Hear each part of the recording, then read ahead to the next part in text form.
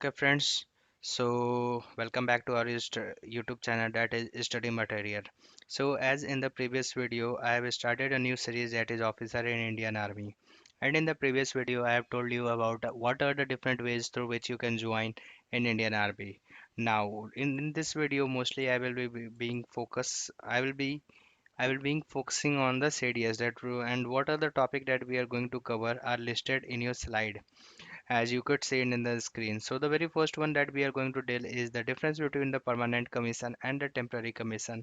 It will be followed by eligibility criteria for CDS, and the next one will be a word of caution, and then it will be followed by height and weight standard, and the very last but not the least, it would be general instruction for the body. So now let's begin with the very first topic, that is the difference between permanent commission and the temporary commission.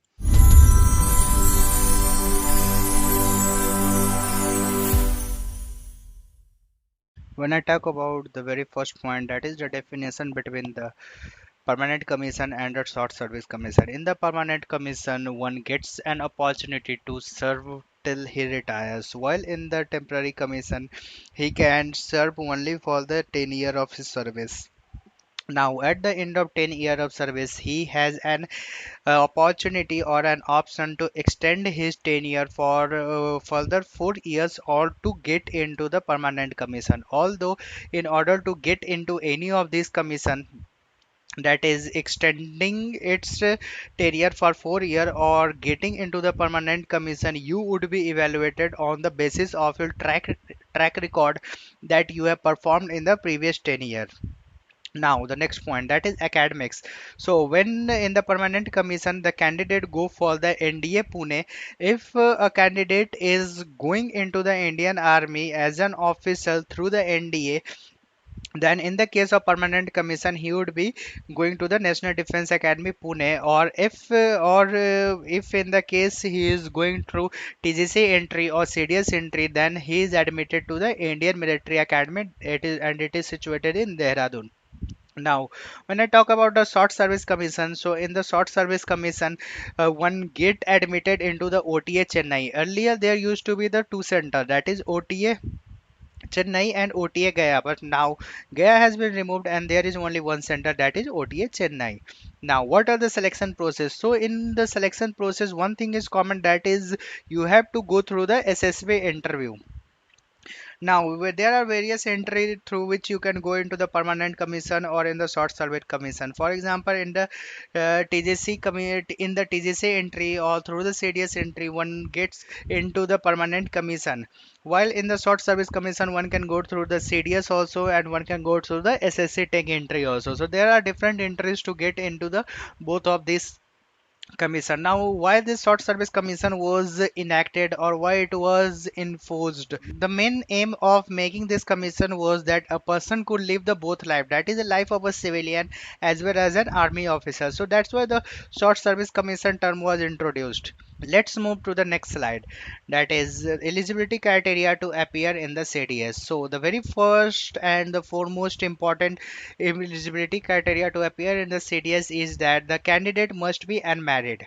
Now next, a citizen candidate must be a citizen of India or he should be a subject of Bhutan or Nepal.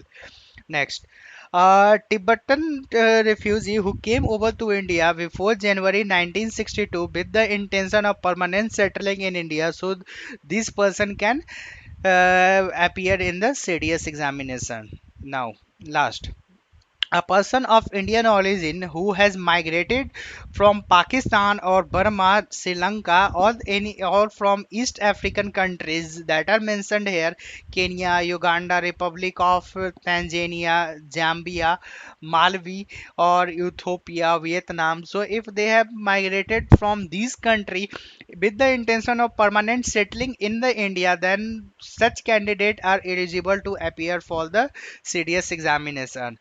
Now let's move to the next slide. That is what the word of caution. So if a male is a divorcee or a woman is a widower, then the candidate must not be treated as unmarried. Next, no other document related to age like horoscope, affidavit, birth certificate from municipal corporation, service records, etc. will be accepted.